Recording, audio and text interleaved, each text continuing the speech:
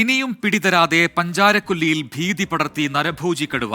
കടുവ ദൌത്യത്തിനിടെ രാവിലെ വനപാലകനെ കടുവ ആക്രമിച്ചു. പരുക്ക് ഗുരുതരമല്ല. പഞ്ചാരക്കൊല്ലിയിലെത്തിയ വനമന്ത്രി AK ശശീന്ദ്രൻ നാട്ടുകാരുടെ കടുത്ത പ്രതിഷേധം നേരിട്ടു.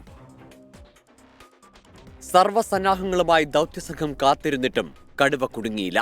തിരച്ചിലിനിടെ ദൌത്യസംഘാംഗത്തെ കടുവ ആക്രമിച്ചത് പഞ്ചാരക്കൊല്ലിയുടെ ഭീതിയേറ്റി.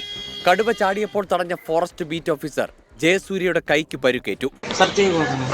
പെട്ടെന്ന് പുറകിന് അടിച്ചിടണം. അപ്പൊ ഞാൻ ഷീൽഡും കൊണ്ട് മേലെ ഇങ്ങനെ തട്ടപ്പോ കടുവിന്റെ കൈ മാത്രമേ. രാധയെ ആക്രമിച്ച് കൊന്നതിന് സമീപമാണ് ഇന്നും കടുവയുടെ ആക്രമണമുണ്ടായത്. മാനന്തവാടിയിലെ സാഹചര്യം വിലയിരുത്താൻ കൽപ്പറ്റ കളക്ടറേറ്റിൽ ഉന്നതതല യോഗം ചേർന്നു. ഓൺലൈനായി മുഖ്യമന്ത്രിയും ചർച്ചയിൽ പങ്കെടുത്തു. പഞ്ചാരക്കൊല്ലിയിലെ കടുവയെ നരഭോജി കടുവയായി പ്രഖ്യാപിച്ചു. ബഹുമാനപ്പെട്ട മുഖ്യമന്ത്രി എന്നോട് പറഞ്ഞു, നിങ്ങൾ എന്ത് ചെയ്താലും തർക്കമില്ല, അതിനെ വെടിവെച്ച് കൊല്ലാനുള്ള ഉത്തരവ് പുറപ്പെട്ടു, ഇതെൻ്റെ തീരുമാനമാണ് എന്ന് അദ്ദേഹം പറഞ്ഞു.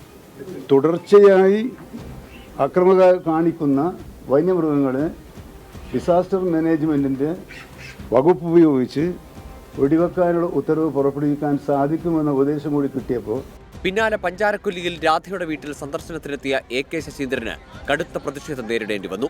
അരമണിക്കൂറോളം മന്ത്രി വാഹനത്തിനുള്ളിലിരുന്നു.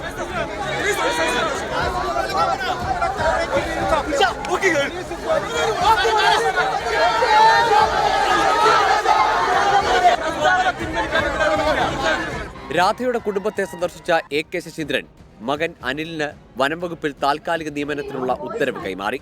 പ്രിയദർശിനി എസ്റ്റേറ്റ് ഓഫീസിൽ മന്ത്രിയുടെ അധ്യക്ഷതയിൽ സർവകക്ഷി യോഗം ചേർന്നു.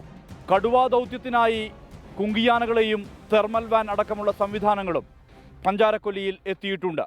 അതേസമയം ഈ നാടിനെ ഭീതി പരത്തി കടുവ സ്വൈരവിഹാരം തുടരുകയാണ്. അഭിജിത്ത് മുഴക്കുന്നിനും ക്യാമറമാൻമാരായ മനു ദാമോദരനും ഷിജു ചവറയ്ക്കുമൊപ്പം സുർജിത്ത് അയ്യപ്പത്ത്, 24 വയനാട്.